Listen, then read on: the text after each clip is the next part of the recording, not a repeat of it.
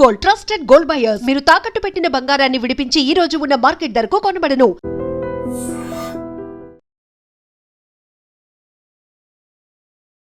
నమస్కారం, welcome to I dream. ధర్మ మార్గ విత్ విజిత కార్యక్రమానికి స్వాగతం.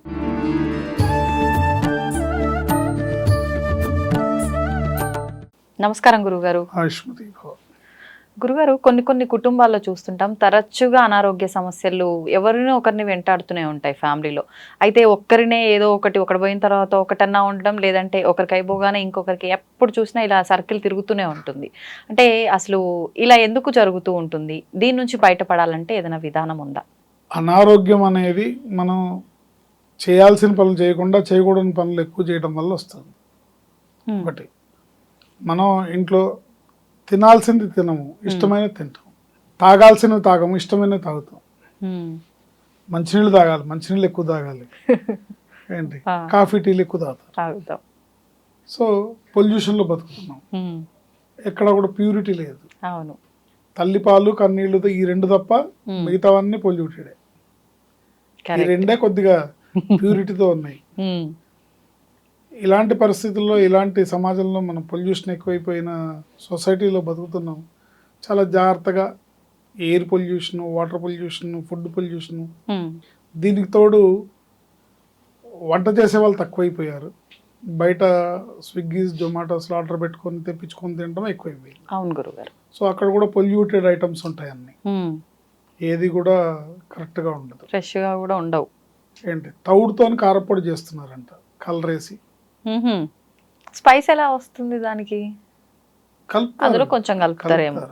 సో రకరకాల విషపూరితమైన సమాజంలో మనం బతుకుతున్నప్పుడు మన ఆరోగ్యాన్ని మనం కాపాడుకోవాల్సిన బాధ్యత మనకు ఉంటుంది. ఎవరి ఆరోగ్యం ఎవరి బాధ్యత వాళ్ళదే తప్ప దీన్ని ఎవరినో నిందించడానికి అవసరం లేదు. ఆరోగ్యమే మహాభాగ్యం. మనకున్న సంపద ఏంటంటే ఆరోగ్యమే. ఆరోగ్యంగా ఉంటే చాలు. ఏది పోయినా తెచ్చుకోగలం, కానీ ఆరోగ్యం పోతే తెచ్చుకోలేము. వన్స్ బాడీలోకి బీపీ, షుగర్ ఎంటర్ అయినాయి అంటే ఇంకా అన్ని డౌన్ అన్ని ఒకటొకటి ఇబ్బందులు రావడమే తప్ప ఆరోగ్యంగా హెల్తీగా ఉండే పరిస్థితి ఈ రోజుల్లో లేదు.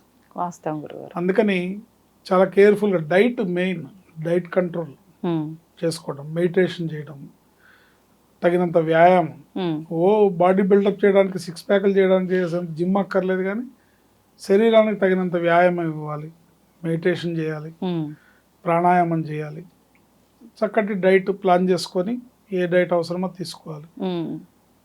శరీరానికి కావాల్సినవి ఏవి రుచిగా ఉండవు. అవును, రుచిగా ఉండేది ఏది శరీరానికి పనికిరాదు.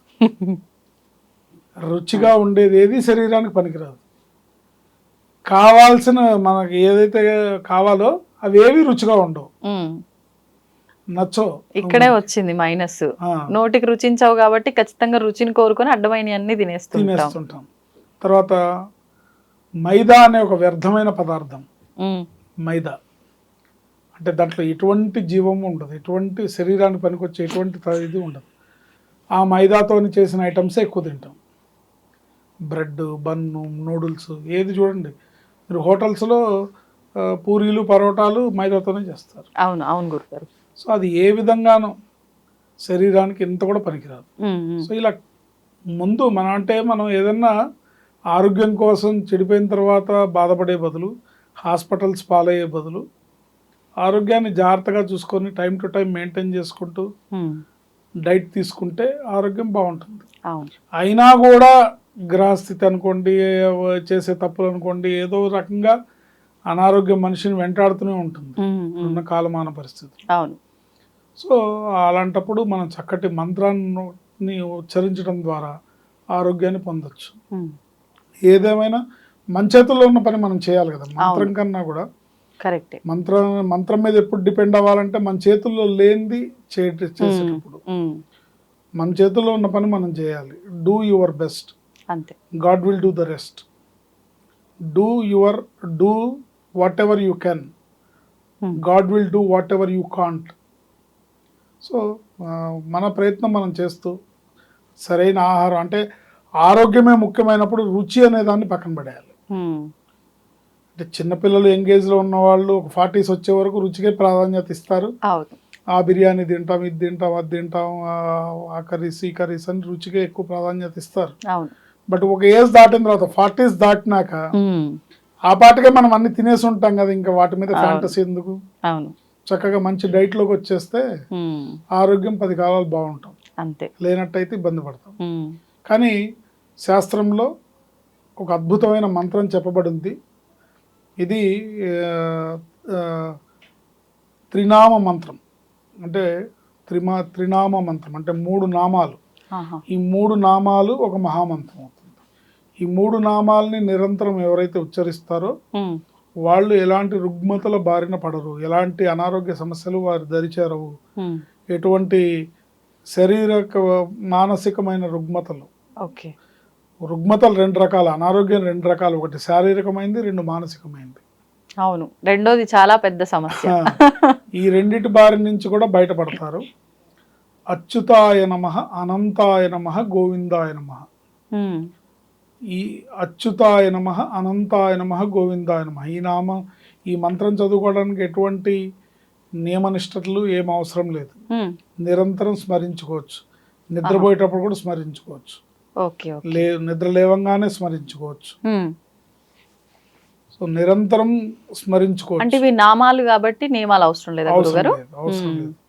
సో నిరంతరం అంటే ఇప్పుడు నారాయణ నారాయణ అంటానికి, సాయిరామ్ సాయిరామ్ అంటానికి, జై శ్రీరామ్ అంటానికి ఎలా అయితే నియమాలు లేవో ఇది కూడా, బట్ ఇది మంత్ర సమానమైంది. మంత్రం ఎంత పవర్ఫుల్గా పనిచేస్తుందో ఇది అంత పవర్ఫుల్గా పనిచేస్తుంది.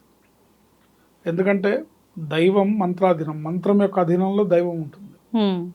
తన్మంత్రం బ్రాహ్మణాధీనం.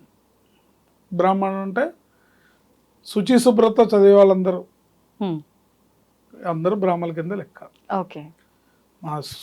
శుద్ధమైన మనసుతో చదివితే ఎవరైనా అంతే. సామెత అలా చెప్పారు. అంటే ఓన్లీ బ్రాహ్మణులే చదవాలా గురుగారు మళ్ళీ కింద కామెంట్ అడుగుతారు కదా. అవును గురుగారు, ఎవరైనా చదువుకోవచ్చు ఈ మంత్రాన్ని.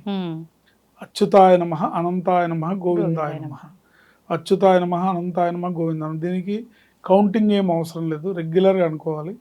ఎవరెవరైతే మానసికంగా శారీరకంగా అనారోగ్య సమస్యలతో నిరంతరం బాధపడుతూ అది ఏంటో తెలియకుండా హాస్పిటల్స్ చుట్టూ తిరుగుతూ మందులు వేసుకుంటూ ఉంటారో వాళ్ళు ఈ మంత్రాన్ని నిరంతరం పఠించడం ద్వారా వాళ్ళకున్న సమస్య చక్కగా డయాగ్నోజ్ అయ్యి చక్కటి మందు దొరికి తొందరలో స్వస్థత పొందుతారు. ఇందులో ఎటువంటి సందేహం లేదు.